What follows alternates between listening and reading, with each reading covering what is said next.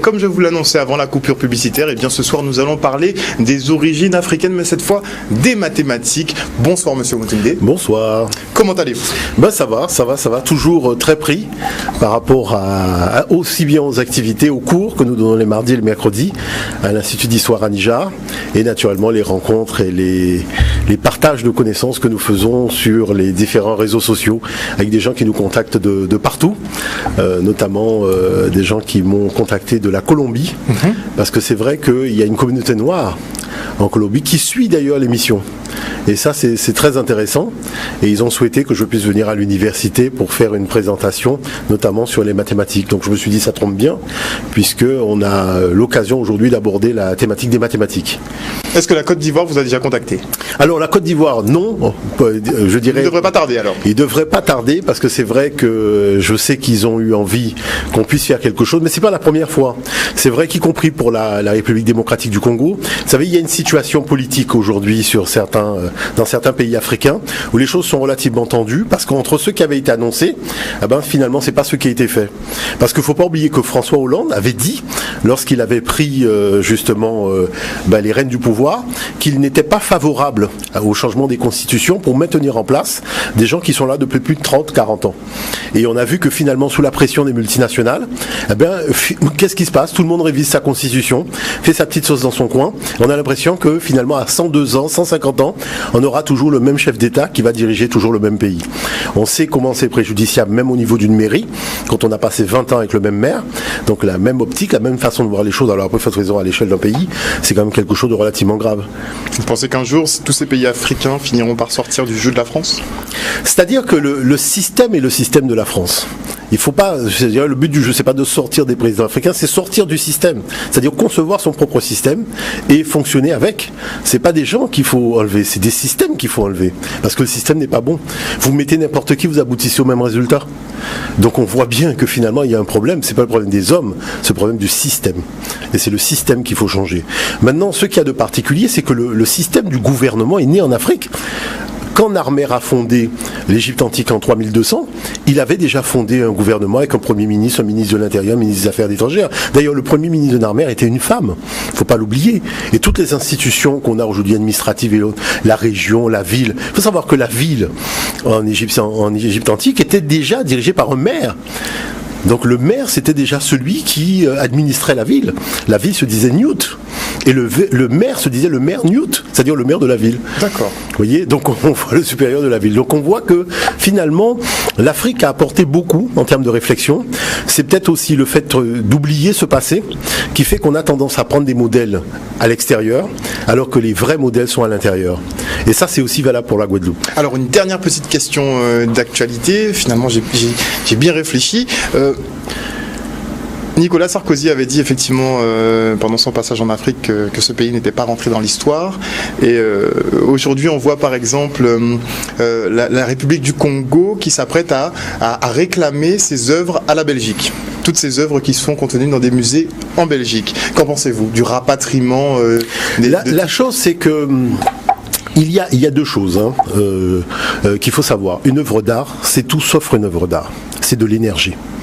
Et le problème, c'est que regardez, les grands musées sont toujours au cœur des grandes villes. C'est pas en périphérie. Donc il faut savoir que ces œuvres sont chargées non seulement de l'énergie de la civilisation qui l'ont portée, mais de l'utilisation qui a été faite. Parce que c'était pas des objets de décoration. C'était pour la plupart des objets de culte. Donc à partir de ce moment-là, il y a une discussion un peu vicieuse qui s'organise, c'est-à-dire que sur la problématique du rapatriement, les Juifs, on leur a bien rapatrié leurs biens spoliés par l'Allemagne, par exemple à l'époque donc de la deuxième guerre tribale européenne. Je dirais là-dessus, c'est quelque chose du bon sens, puisqu'on sait que ce sont des objets qui ont été volés. Vous savez, le Bénin est dans la même position. Le Bénin aujourd'hui a un superbe musée, puisqu'ils sont venus, ils ont vu le Memorial Act, ils ont dit, justement, on avait ce projet, on va mettre les bouchées d'eau pour y arriver. Moi, j'ai été au Cameroun, j'ai vu un super musée aussi. Vous savez qu'aujourd'hui, il y a de très très beaux musées. J'en discutais d'ailleurs aussi avec l'ambassadeur d'Angola. La chose, c'est qu'aujourd'hui, il y a cette discussion du rapatriement. rapatriement des œuvres d'art de manière à faire en sorte que ces œuvres d'art puissent avoir un sens. Alors avant, le débat c'était de dire que l'Afrique n'a pas les moyens de la protection des œuvres d'art. Maintenant qu'il y a des musées, on va inventer quoi comme prétexte? Vous voyez?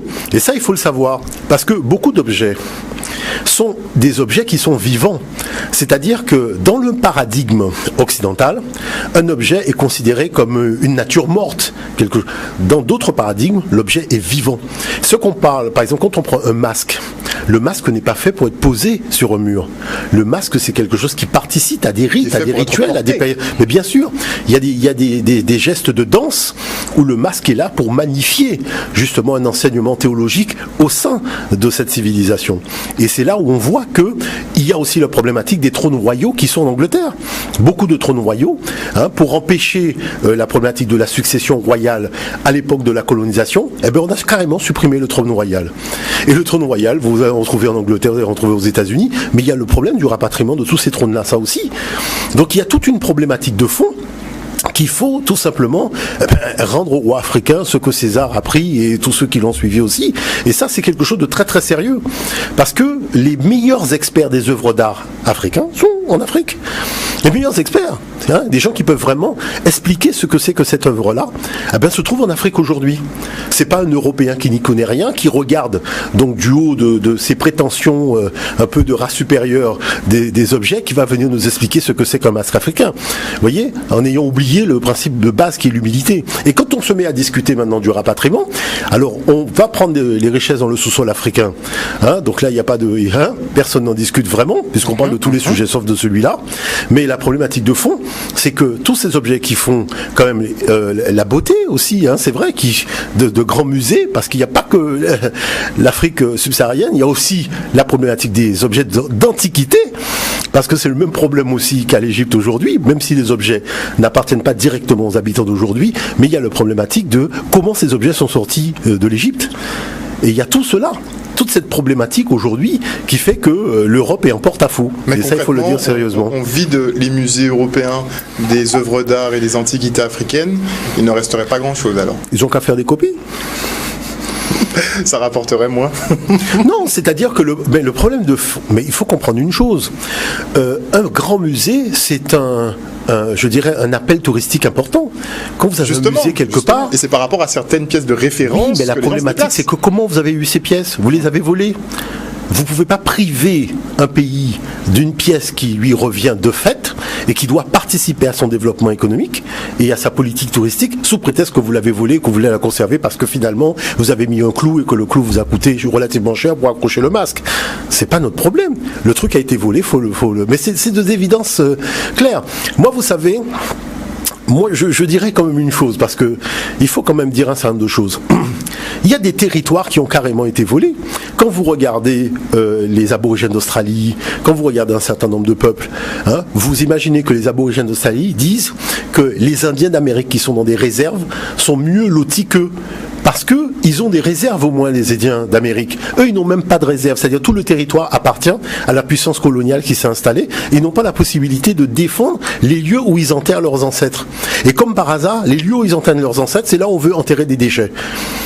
Donc il y a des problématiques et vous avez remarqué que les protestations des aborigènes, ça se voit pas beaucoup à la télévision dans le journal de 20h. Ouais, presque pas du tout. Presque pas du tout. Donc c'est ça aussi les problématiques de fond.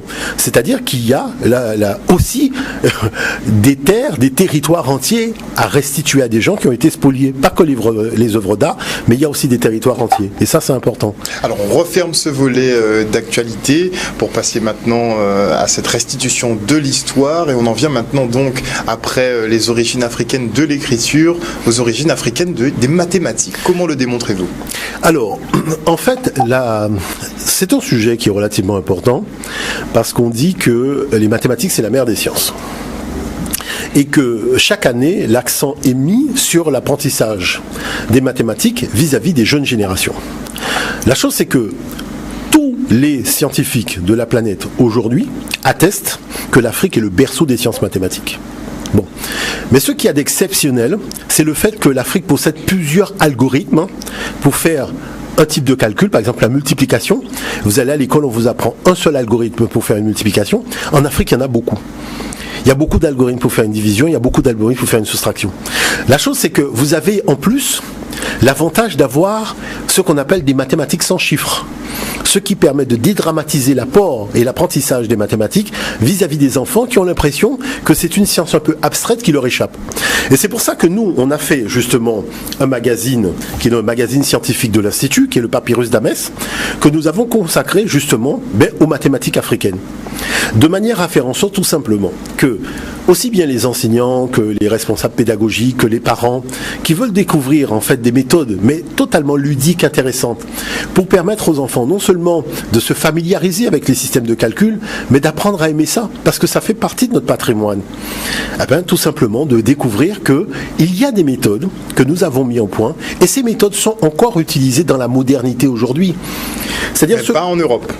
Partout à travers le monde. Vous imaginez que les mathématiques africaines, je vais vous le montrer, servent à la technologie moderne. C'est-à-dire toute la technologie moderne, même le numérique, même la caméra qui nous filme aujourd'hui, s'il n'y a pas les mathématiques africaines, il n'y a pas la possibilité de saisir l'image et de téléporter l'image à des distances relativement longues jusqu'au satellite dans l'espace.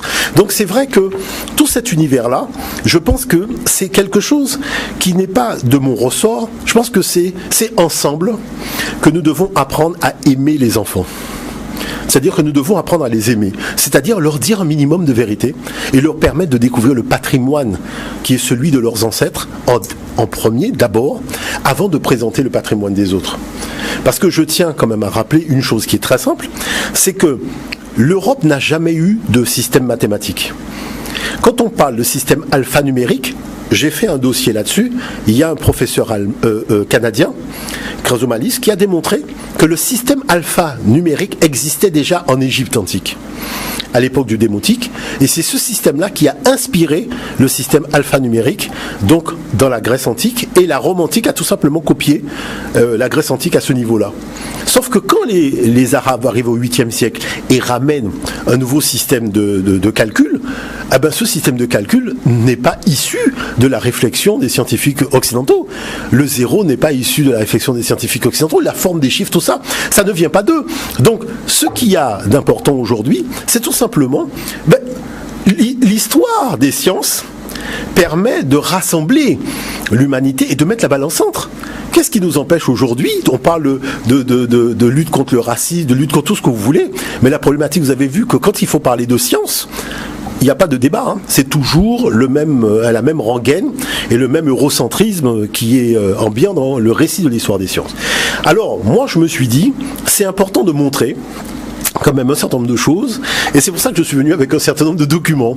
Voilà, un certain nombre de documents qui nous permettront tout simplement de rentrer véritablement dans cette thématique, à commencer par, lors d'une soirée théma sur CNN aux États-Unis, il y a eu justement un sujet qui a été fait sur l'os Ishango.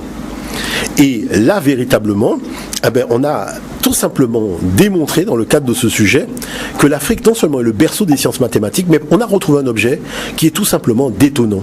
Et je pense que c'est quand même intéressant de pouvoir regarder justement ce reportage de CNN. Si on peut avoir le premier document, Dan. Well, Africa being credited with another contribution to science. CNN's Patricia Kelly talked with researchers who have evidence that 20,000 years ago, before the pharaohs of Egypt, another African civilization produced a sophisticated calculator. Proof that primitive man was well acquainted with mathematics lies under lock and key in the dusty archives on the 19th floor of Belgium's Royal Institute of Natural Science. Best described as a prehistoric calculator, it's a piece of animal bone, just 10 centimeters long, about 4 inches. Discovered in the 1950s by a leading Belgian archaeologist, the bone was found near Lake Edward at Ishango, on the border between the Congo and Rwanda. What sets the bone apart from the other fossils and fragments found at Ishango are its markings, groups of notches arranged in 3 distinct columns. They are very, very well organized. They are not made at random. If you can make notches at random just to count how many animals you have killed today or something like that, but it's rather well organized. When the notches are counted, a series of number sequences emerges. They suggest a number system based on 10, another based on 12, as well as a knowledge of multiplication and of prime numbers. This is a replica of the bone. It's thought this piece of quartz at the tip may have been used for writing or engraving. The Ashango bone may also be proof that a highly advanced civilization existed in Central Africa 15,000 years before the emergence of Egyptian culture. Homo sapiens may therefore have evolved in Central Africa before anywhere else in the world. We have more and more proofs of mathematical activities in Africa, not written, but on stones, on bones, on strings. So indeed, there are more reasons to think that it's the very first mathematical activity. And in my view, of course, it should not be on the 19th floor. It should be on a golden table at the entrance of the museum. It's thought Ashango man's numbers system may have spread north following the River Nile into Egypt, as well as into West Africa. Now his influence may travel even further. This award-winning film director wants to take the bone into space and make a documentary about it. I want to make a link between the history of Africa and the future of the mankind. With the help of the European Space Agency, he's already taken the bone on a practice parabolic flight in zero gravity. The project is a deliberate allusion to the opening scenes from Stanley Kubrick's classic science fiction film 2001, A Space Odyssey. 50 years after the Ashango bone was found and stuffed away in a drawer, it could be blasted into outer space, turning science fiction into fact. That could happen even before it goes on public display here on Earth. Patricia Kelly, CNN, Brussels. Encore une fois, effectivement, il y a des documentaires assez intéressants qui sont diffusés à l'international. Bon, ils ne sont pas très relayés à notre niveau. Et c'est valable aussi pour les magazines scientifiques, parce que la revue Science, c'est une revue qui est en anglais, et c'est vrai que les articles ne sont pas traduits. Voilà, il faut carrément accéder à l'information en anglais. C'est valable aussi pour les magazines scientifiques d'Amérique du Sud, et notamment une chose quand même relativement dommageable qui est arrivée, c'est le fameux musée qui a brûlé au Brésil, parce que j'avais montré le crâne qui prouvait que c'était des Noirs qui étaient les premiers habitants d'Amérique du Sud, et ces crânes se trouvaient dans le musée qui a brûlé. Évidemment. Et je ne parle même pas des vestiges quand même des Amérindiens, puisqu'on leur avait demandé de ramener un certain nombre de vestiges dans le musée, et malheureusement tout a brûlé. Tout est parti en fumée. Alors c'est vrai que là, il y a quelque chose d'important à souligner. C'est que si on commence à réfléchir véritablement à cette histoire, il faut commencer à moins 80 000. Parce que la géométrie apparaît dans l'histoire de l'humanité à moins 80 000 ans en Afrique du Sud à Blombos. Maintenant, qu'est-ce qu'on constate ? On constate que la géométrie arrive avec le système le plus compliqué, le plus complexe, c'est-à-dire la triangulation. La triangulation, c'est ce qui nous permet d'obtenir des images 3D aujourd'hui en faisant de la technologie, mais aussi de faire le GPS. Parce que le GPS est un système de triangulation qui est exactement le même schéma que nous avons sur la pierre de Blombos au niveau du système de triangulation. Donc il y a quelque chose là qui est relativement important, parce que c'est un système de pavage qui est totalement inédit, parce que le système de triangulation n'existe pas à l'état normal dans la nature. Maintenant, il y a une deuxième chose qu'il faut souligner, c'est le fait qu'on a trouvé quand même le premier système de calcul qui remonte à moins 40 000 ans. Et là, on est au Swaziland et c'est l'os de l'Emombo. Et c'est là que, véritablement, l'histoire du calcul mathématique a commencé. Maintenant, quel est l'apport d'Ishango ? L'apport d'Ishango, ce sont les 4 opérations. Pour la première fois dans l'histoire de l'humanité, on a l'addition, la soustraction, la multiplication et la division. Et c'est pour cette raison, d'ailleurs, on va prendre le temps de regarder l'autre document, qu'il y a été fait carrément une statue aussi de cet os en Belgique, chose que les professeurs de mathématiques ne savent même pas dans l'espace francophone. Et c'est intéressant de voir que c'est le ministre même des Sciences qui a décidé de faire cette statue, et chose particulière, c'est l'emblème de la recherche scientifique en Belgique. Et c'est un objet qui a été trouvé en République démocratique du Congo. Il y a quand même des choses assez extraordinaires. Prenons le temps d'ailleurs de regarder le document. La voici, cette réplique géante de l'os d'Ishango, inaugurée ce mercredi sur la place de la Monnaie à Bruxelles par le ministre bruxellois de la Recherche scientifique Benoît Serex pour encourager la jeune génération à étudier les sciences ou les technologies. Le véritable ossement mesure 10,2 cm de long. Ceci est donc un agrandissement, explique le mathématicien Dirk Heulebroek. Mais pour ma part, on aurait pu l'agrandir encore davantage, car c'est vraiment un vestige d'une importance symbolique capitale. L'ossement en question fut découvert en 1950 à l'est du Congo, dans la région d'Ishango. Il serait vieux de 22 000 ans et possède des encoches sur 3 faces. Par exemple, sur cette face, il y en a 11, 13, 17 et 19, soit un total de 60. On ne sait pas si ce sont les nombres premiers, mais c'est un beau hasard, explique le docteur Heulebroek. Mais à quoi servait cet ossement? Était-ce un calendrier, un jeu de calcul? L'explication est peut-être plus simple. C'est une table de calcul simple d'un peuple qui calcule en dizaines et douzaines. À l'heure actuelle encore, dans la région d'Afrique où l'os a été trouvé, les gens ne disent pas 17 mais 5 et 12. Et à la place de 19, ils disent 7 et 12. Ils utilisent donc 12 comme base, un peu comme nous qui comptons en douzaines. Autrefois, certaines personnes avaient attribué l'ossement à des extraterrestres. On n'a pas besoin de cet excès de fantaisie. Cela reste une trouvaille mathématique la plus ancienne de l'histoire. C'est la première fois dans l'histoire de l'humanité, il y a 22 000 ans, que quelqu'un a fait une opération logique. L'os d'Ishango est exposé dans toute sa splendeur au musée des sciences naturelles à Bruxelles.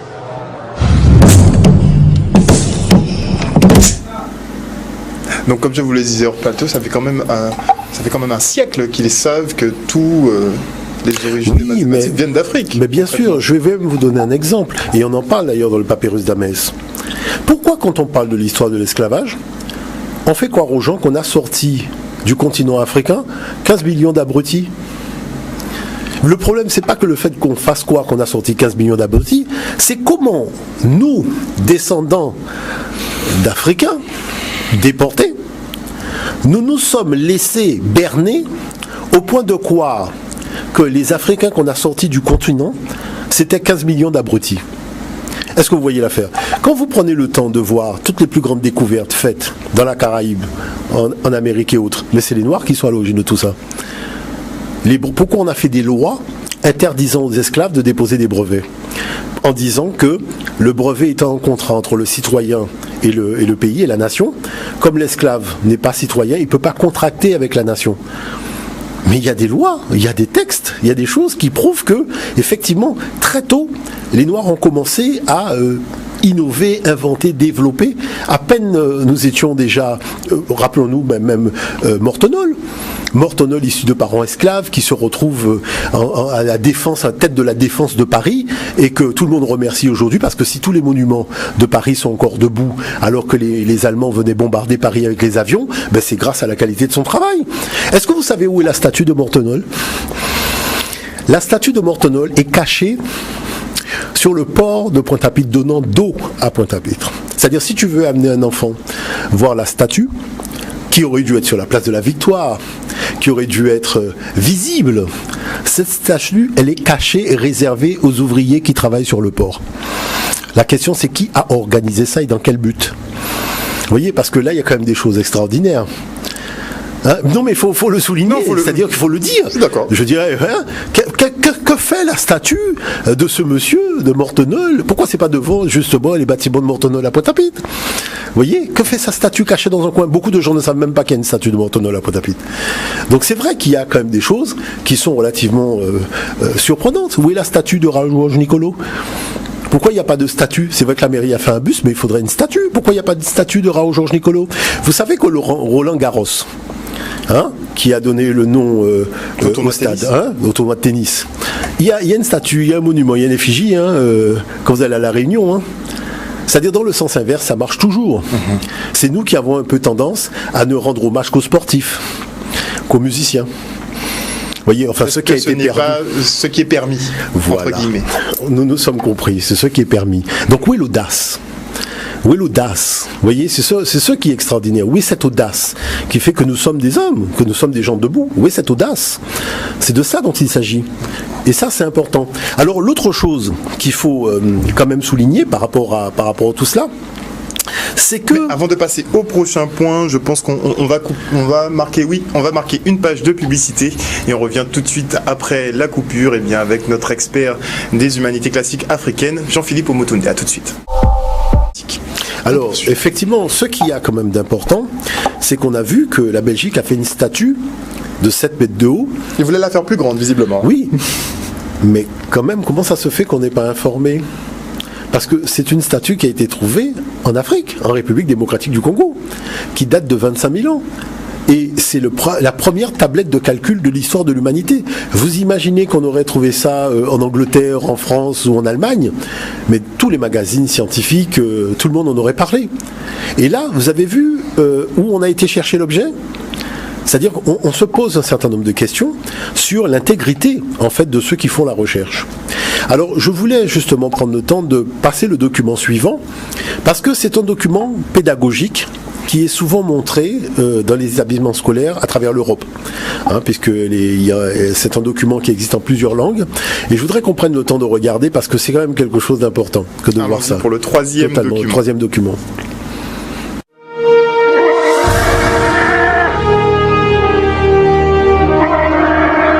Alors, d'où vient 1 ? C'est à une date relativement récente, il y a environ 20 000 ans, qu'on a la première preuve tangible de l'existence de 1 et de son utilisation pour compter. Bien sûr, à la naissance, il n'avait pas cette tête-là. À l'époque, 1 n'était qu'une entaille sur un os. Cet os, qu'on appelle le bâton d'Ishango. Il a été découvert il y a peu de temps au Congo. Regardez ces petites marques. Nous savons que chacune représente un 1. Mais comment en sommes-nous sûrs ? Eh bien, quelqu'un comptait forcément, parce qu'il y a 60 entailles sur cette face de l'os, encore 60 sur celle-ci, et derrière, il y a plusieurs groupes comprenant le même nombre de marques. Impossible à faire si on ne compte pas. Le bâton d'Ishango marqua sans doute un tournant décisif dans l'histoire de l'humanité. Les zoologistes affirment que les autres mammifères sont capables de compter jusqu'à 3, voire 4, mais pas au-delà.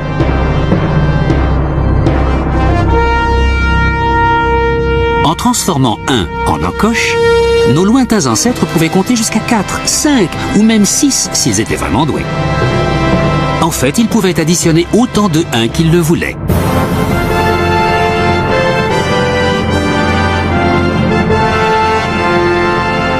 Et c'est ce qui nous a donné l'avantage sur les lions et les tigres. À partir de cet instant, on pouvait compter jusqu'à plus soif. 1 était devenu un grand garçon. Donc démontré par A plus B encore une fois. Voilà. Mais là par contre, je voudrais insister sur quelque chose. Parce que c'est justement ce qu'il ne faut pas faire. Parce que là, nous sommes en train, je dirais, de naviguer sur les eaux territoriales de l'escroquerie intellectuelle. Et je vais expliquer clairement pourquoi. Jean Zin de Brocourt, qui est cet archéologue belge qui a trouvé donc la tablette d'Ishango, en République démocratique du Congo, en faisant des fouilles en 1950, quand il a eu l'objet, donc il y a eu deux os, donc, dont celui où il y a notamment les nombres premiers, parce qu'il faut quand même souligner que cette tablette comporte les nombres premiers entre 10 et 20 dans le bon ordre. Alors qu'on vous parle de mathématiciens eudoxes, on vous parle de choses beaucoup plus tardives, alors qu'on voit arriver en moins 25 000 ans les nombres premiers dans l'ordre. On voit arriver des duplications, des suites arithmétiques relativement complexes sur ce bâton. Mais il y a une deuxième chose que Jean Zin de Brocourt a souligné, c'est qu'Ishango, c'était un site de pêche. Et qui dit site de pêche, ben, il y avait des harpons et il y avait des hameçons, donc notamment des harpons. Et quand vous commencez à rentrer dans l'histoire des harpons, vous vous rendez compte que l'harpon est une invention donc qu'on retrouve au Katanga aux alentours de moins 100 000. En moins 100 000, les hommes qui vivent au bord des fleuves commencent à fabriquer des outils pour aller pêcher les poissons. Donc on se retrouve avec un harpon, et ce harpon qu'on a aux alentours de moins 100 000, donc au Katanga, donc c'est dans le sud de la République démocratique du Congo. Ishango est dans le nord, donc au nord-est. Vous retrouvez à nouveau, donc sur le site d'Ishango, donc des harpons qui datent aux alentours cette fois-ci de moins 30 000. avec notamment la tablette de calcul d'Ishango. Et qu'est-ce que fait Jean Zin de Brocourt? Il continue à relever les sites archéologiques où on retrouve des harpons. Donc il voit que ces harpons, les hommes se déplacent vers le fleuve Niger et on retrouve donc une évolution due au déplacement au fleuve Niger, et au fur et à mesure on peut suivre la progression par la datation des harpons. Mais qu'est-ce qui se passe? Pour des raisons climatiques, les hommes qui sont partis donc du côté du Niger reviennent vers le Soudan et se refixent à la vallée du Nil. Et c'est pour ça qu'aux alentours de 10 000, moins 10 000, moins 5 000, le long du fleuve Nil, on retrouve les harpons. Et on va retrouver les harpons sur le site de Nagada. Nagada, c'est la localité où a été fondée la royauté pharaonique, venant du Soudan. Et qu'est-ce qui va se passer dans la royauté pharaonique? Le harpon va devenir le chiffre 1. Et comment on fait comment on fait un harpon? On fait un harpon comme ça. Et comment on fait un chiffre 1? On fait un chiffre 1 comme ça. Et donc ce chiffre 1 va être appelé Wa. Et quand vous prenez les textes théologiques des Africains de l'Antiquité, quand ils notifient Netche Wa, ça veut dire le Dieu unique. C'est-à-dire quand vous prenez les textes sacrés africains, à une époque où Abraham n'existait pas, tous ces peuples dont vous entendez parler en Orient n'existaient pas, l'Africain a écrit Netche Wa, le Dieu unique. Wa qui veut dire un. Comment vous faites pour imaginer, quand vous faites un documentaire sur le chiffre 1, vous mettez l'histoire du chiffre 1 et vous mettez le 1, dont on voit bien que le 1 c'est un harpon, puisqu'on fait ça, c'est le harpon. Et vous êtes en train de dire que l'Afrique a inauguré le premier 1 en faisant des traits, en passant sous silence que l'Afrique a inauguré le 1 que vous utilisez jusqu'à aujourd'hui, et que l'Afrique a inauguré aussi le 0. Parce qu'il ne faut pas oublier que le langage informatique, c'est le 1 et le 0. Et le 0 a été trouvé dans le tombeau d'un comptable, par un archéologue français. Et c'est Néferhotep qui, sur les papyrus Boulak 18, avait notifié le 0 sous l'appellation de Néferou. Parce que la problématique qu'avait soulevée chez Kanta, c'était est-ce que les anciens laissaient un espace vide où il y avait un symbole hiéroglyphique pour notifier le 0. Et c'est sur le papyrus Boulak 18 qu'on voit qu'il n'y a pas d'espace vide, il y a effectivement un symbole qui est le Néferou, et qui a été validé par Alan Gardiner quand il a fait donc sa grammaire hiéroglyphique. Donc on voit que toute l'histoire scientifique et mathématique de l'Afrique, qui sert aux intérêts des autres, est complètement passée sous silence, elle est rendue complètement opaque. Et même quand on se donne les moyens de faire des documentaires, on ment. Alors moi je dis, il ne reste plus qu'une chose. Faisons nos documentaires nous-mêmes. Donnons-nous les moyens de faire les documentaires et arrêtons de mentir à la jeunesse de la planète. Parce que là, c'est du mensonge éhonté. Vous voyez ce que je veux dire par là? Tout le monde sait quand on est... Parce que il faut savoir que Jean Zin de Brocourt a publié en 1962 un article dans la revue Scientific American aux États-Unis où il parlait déjà de cette problématique des harpons. Donc c'est pas quelque chose de hier. Nous parlons de 1962, la revue du Scientific American. Donc vous vous rendez compte que s'il y a opacité, c'est une opacité volontaire. Parce que les choses étaient déjà connues. Et ça, c'est important de le souligner. Maintenant, est-ce qu'on cache cette affaire de Wa parce qu'il y a Netche Wa qui veut dire le Dieu unique? Moi, c'est pas mon problème. Parce que les Africains dans l'Antiquité ont pris comme symbole de Dieu le soleil. Et venir raconter que les Africains de l'Antiquité étaient polythéistes en ayant pris comme symbole le soleil, la question c'est combien de soleil il y a dans le ciel? Bonne question. Voilà la problématique de fond. Vous voyez? Donc c'est là où on voit qu'on profite de l'ignorance des gens. Moi, quand je dis aux gens, mais venez étudier, on a monté un institut, venez étudier, arrêtez de vous faire berner toute la journée en écoutant des débats scientifiques, en lisant des revues. Tout le monde ment. C'est-à-dire, il y a une espèce de contexte généralisé du mensonge où on ment. Parce que nous sommes dans de la géopolitique. Il faut comprendre ça. Nous sommes dans de la géopolitique. Il faut descendre des intérêts, on défend des intérêts économiques en tordant le cou à l'histoire, en faisant à l'histoire dire ce qu'elle ne dit pas. C'est ça les problématiques de fond. On cache des documents pour ne pas qu'on ait la totalité de tout ce qui a été fait par l'humain dans ce domaine-là. Dans quel but tout cela est fait? Vous voyez? La problématique, elle est là. Supériorité à quelqu'un.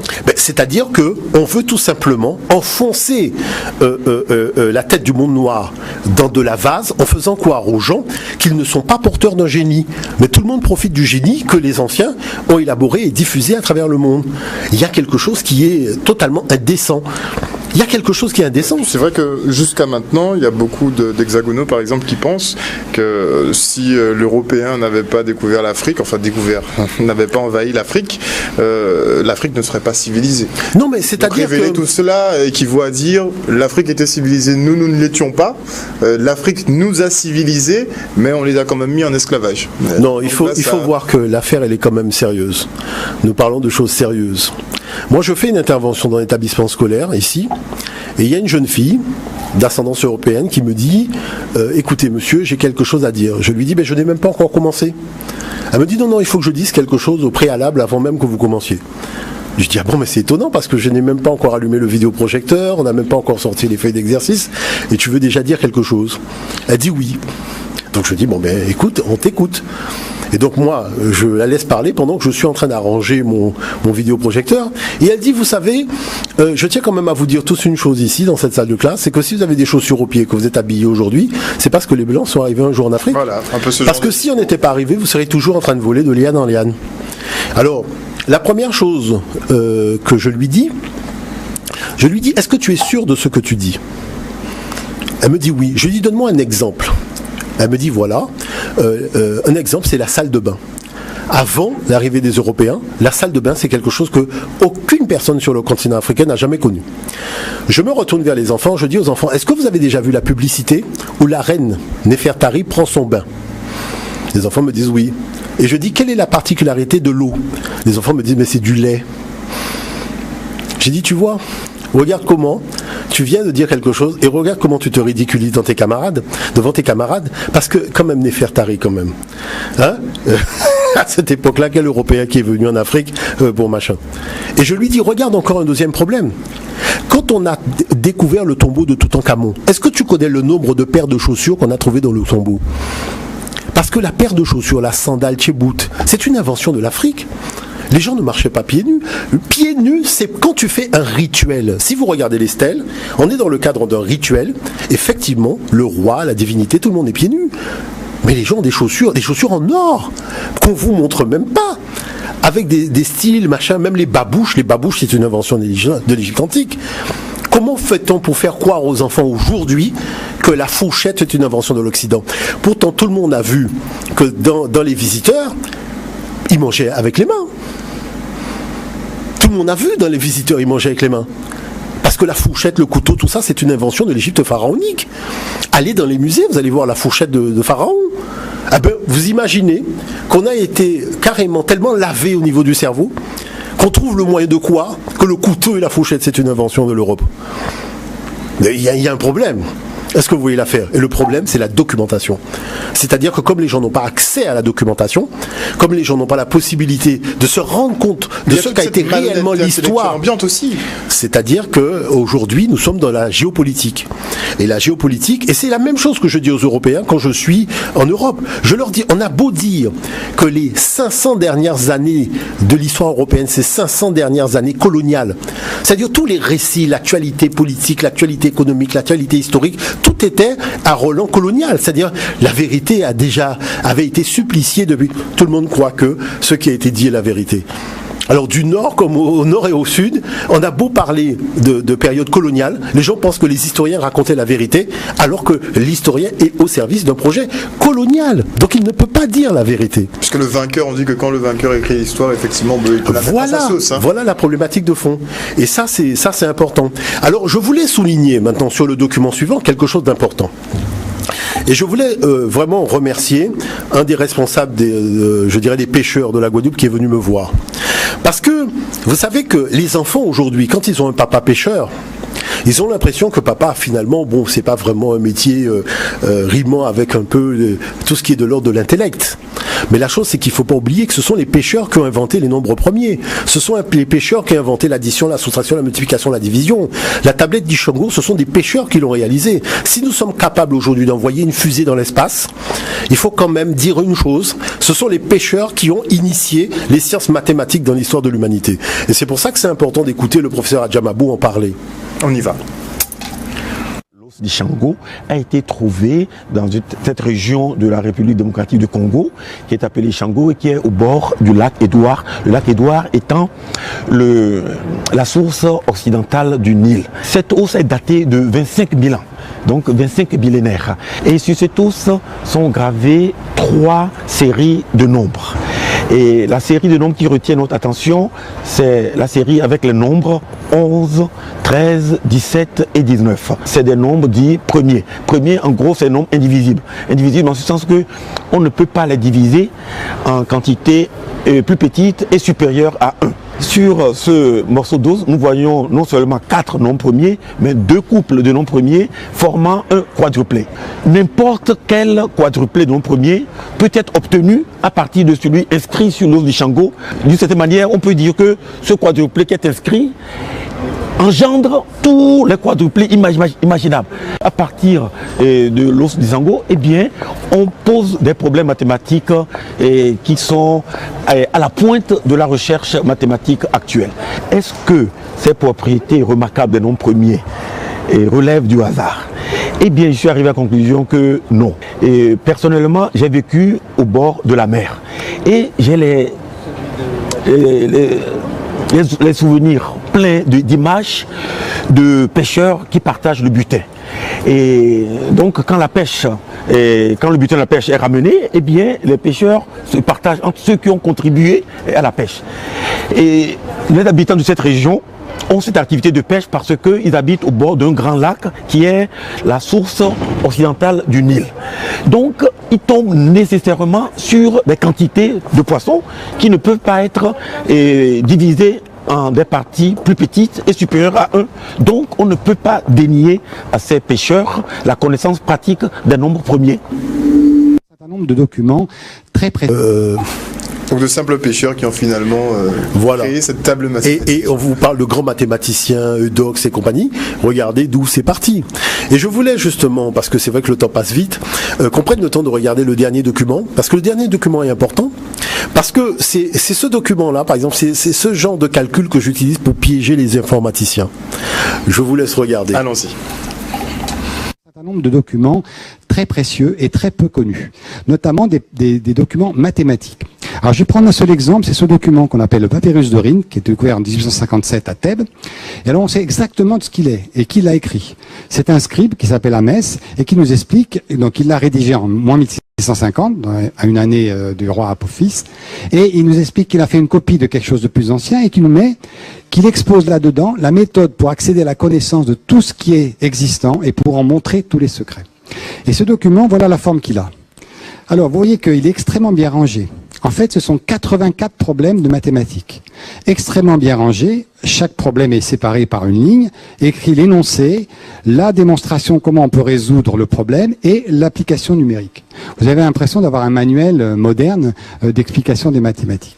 Je voudrais faire une parenthèse, parce que quand je suis tombé sur cette méthode expliquée dans ces papyrus égyptiens, qui datent, donc je vous le rappelle, de plus de 3500 ans, je me suis dit, mais c'est pas possible. Alors, en 2 mots, je vais vous expliquer comment on faisait les multiplications. Un petit Égyptien d'il y a 3500 ans, comment on lui apprenait à faire la table de multiplication. Vous prenez la multiplication 57 par 39. Alors comment vous faites? Vous regardez 39. Vous dites, voilà, je fais des multiplications que par 2.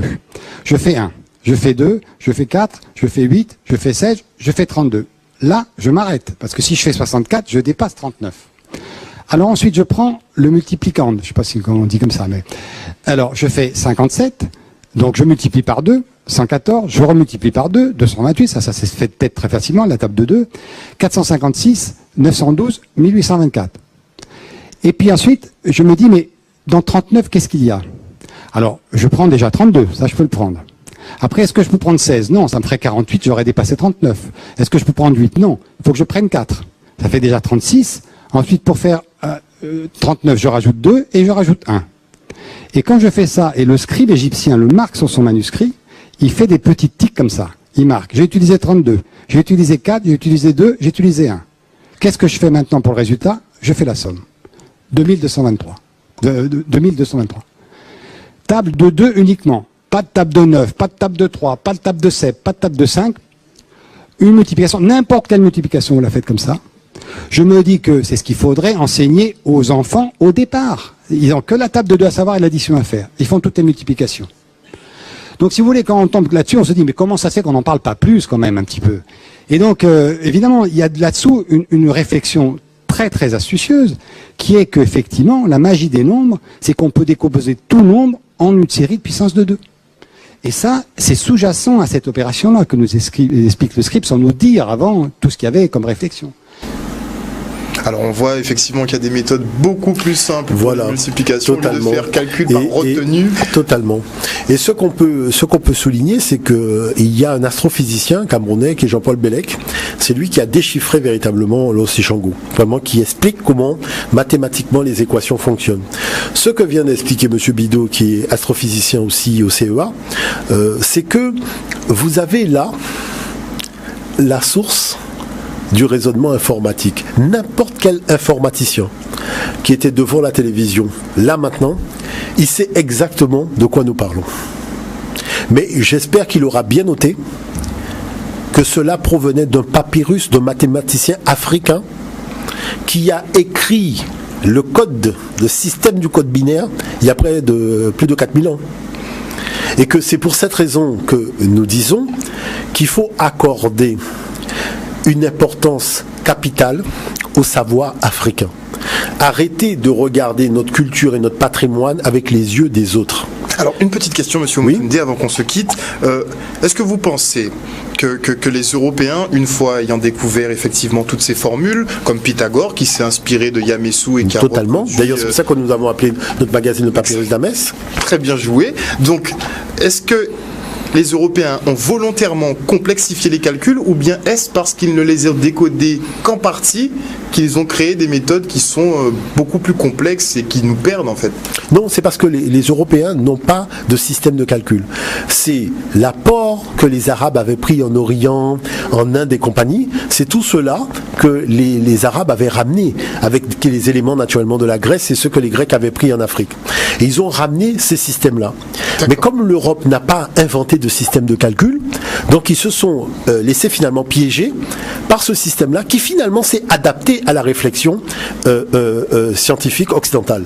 Mais lorsqu'il a fallu faire la technologie, on s'est aperçu que l'algorithme de la division est différent de celui de l'addition, qui est différent de celui de la multiplication, qui est différent de celui de la soustraction. Or, l'Afrique a inventé un algorithme. On fait l'addition, la soustraction, la division, tout cela, pas avec un seul algorithme, qui est l'algorithme, qui est l'addition. Comment vous pouvez vous imaginer qu'on peut faire une division par une addition, une multiplication par une addition? Les Africains l'ont fait. Vous voyez, parce que là, ce qu'a fait Bidot, c'est une multiplication. Et il a fait la multiplication par une addition. Donc c'est pour cette raison que comme un ordinateur, c'est un système de calcul, et que là, l'Afrique vous offre un seul algorithme pour faire tous les calculs. C'est pour ça que dans toute la technologie moderne, il n'y a qu'un seul système, c'est le système mathématique des Africains. Et ça, il convient aujourd'hui de le dire ouvertement, que tout le monde le sache définitivement, et que les informaticiens prennent la mesure de tout cela et acceptent de se former un minimum aux mathématiques africaines. Je le dis parce qu'il y a beaucoup d'autres méthodes de programmation quand on commence à regarder sérieusement ces mathématiques. Merci beaucoup en tout cas Monsieur Moutoundé, notre spécialiste des humanités classiques africaines, pour ce petit rappel à l'histoire sur très important, l'origine des mathématiques. Merci encore une fois. Merci, on se retrouve normalement dans 2 semaines. Est-ce que vous avez déjà ciblé la thématique? Je pense qu'on va parler de la monnaie. La monnaie? Création de la monnaie. La création de la monnaie. Parce que l'Afrique a connu tous les stades de monnaie, et ça c'est important de le rappeler. La monnaie est une invention depuis de l'Afrique jusqu'aux pièces, y compris l'or, l'argent, le cuivre. Cet étalonnage de monnaie là, ça vient de l'Afrique. Très bien. Merci encore. Et ça c'est important de le souligner. On se retrouve dans 2 semaines pour une prochaine émission. Quant à moi, je vous donne rendez-vous demain à 18h30 pour une prochaine grande édition. Et dans le talk, je recevrai notamment la police nationale qui tient à souligner effectivement le passage en grande pompe de Monsieur Emmanuel Macron, mais effectivement leur manque de moyens qui persiste. À demain.